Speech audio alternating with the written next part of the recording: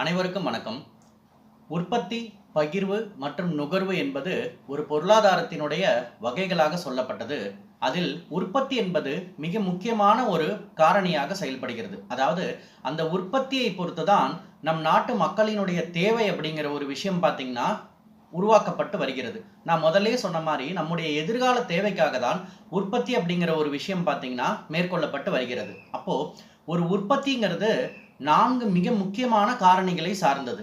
என்ன அப்படின்னு பார்த்தீங்கன்னா லேண்ட், லேபர், கேபிட்டல், ஆர்கனைசேஷன். அதாவது நிலம், வேலையாட்கள், மூலதனம் மற்றும் நிறுவனம். இந்த 4 செயல்பாடுகளும் ஒருங்கிணைந்து அமையக்கூடிய ஒரு நிகழ்வு தான் நம்முடைய பொருளினுடைய உற்பத்திற்கான மிக முக்கியமான விஷயமாக சொல்லப்படுது. அப்போ இந்த 4 மிக முக்கியமான காரணிகள்ல லேண்டுக்கு நாம கொடுக்கறதுன்னு பார்த்தீங்கன்னா ரெண்ட் கொடுப்போம், லேபருக்கு நாம வேஜஸ் கொடுப்போம், கேபிட்டலுக்கு நமக்கு இன்ட்ரெஸ்ட் கிடைக்கணும், organisation runs for the profit.